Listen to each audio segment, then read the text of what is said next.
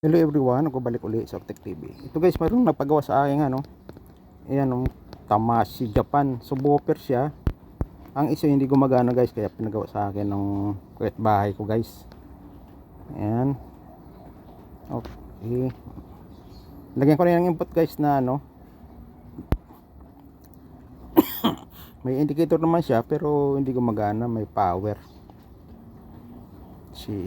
Check natin dito sa kabila, wala rin, hindi gumagana guys. Kahit galaw-galaw yung selector, hindi gumagana. Yan, medyo may kalumaan na siya pero may indicator naman siya. Okay. Ayan may selector, DVD at auxiliary input. Yan. Check muna natin. Yan guys, buksan ko muna.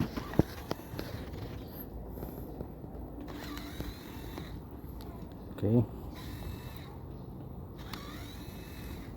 Medyo may makatasan din. Ibang klaseng to, subwoofer. Siguro malakas din to. Yan, Japan daw guys, pero parang hindi naman yata to Japan kasi yan, kinalawang na. Mga ganitong hindi naman to original. Hindi ganito yung gawa ng mga Japan Yan guys, yan, malakas ang ulan dito guys sa amin, kumukulog. Okay.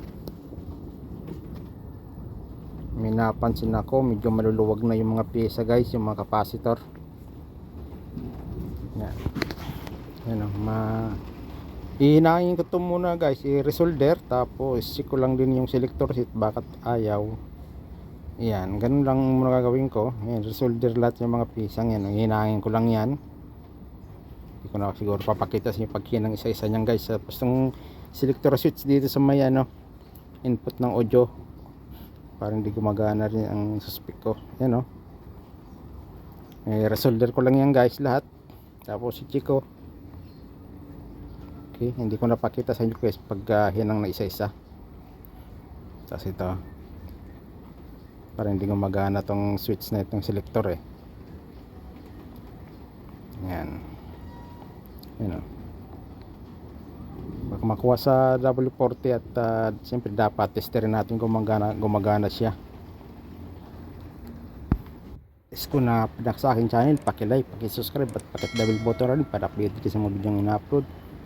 Maraming salamat guys, malaking tulong yun sa aming mga content creator guys. Paki-like, paki-subscribe at subscribe na rin.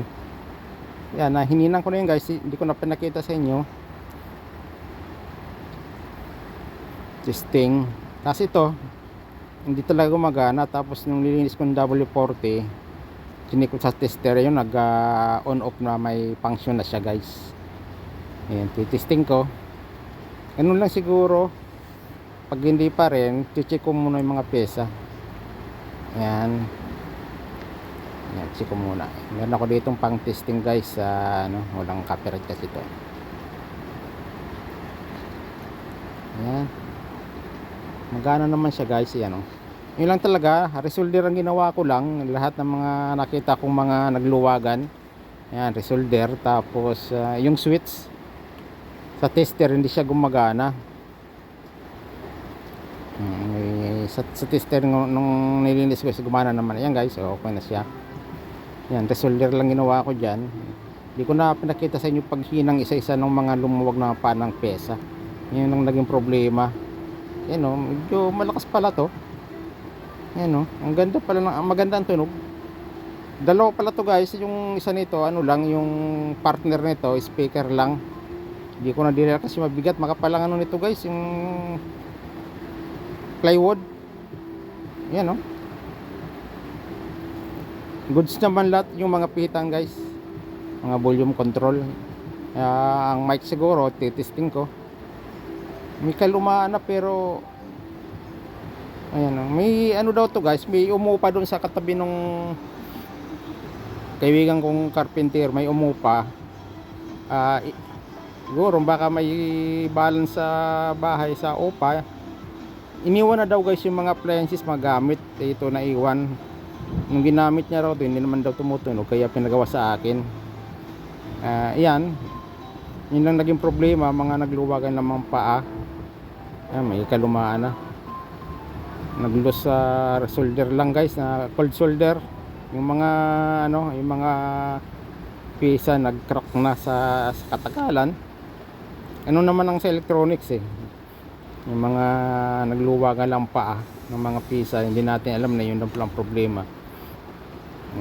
Yun naman ang unang kinicheck talaga guys ng mga technician. Check muna yung mga nagluwagan, kung hindi pa rin, check pa rin mga pisa na hindi gumagana bago magpalit ng ibang mga pyesa.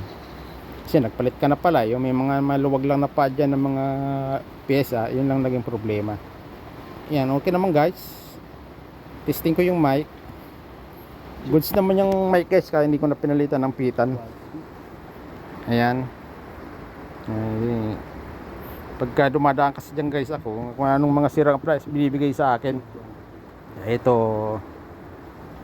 wala naman tong bayad guys, mga katulad ng mga tropa natin dyan sa labas. Iniwan daw to nung nangupahan doon guys sa bahay na tinitirahan. Siguro hindi na binalikan, kaya kinuha niya. Yan may kalumaan na, pero okay naman, malakas. Ang bigat, tagapalang ano nito. Salamat sa panonood. Thank you for watching.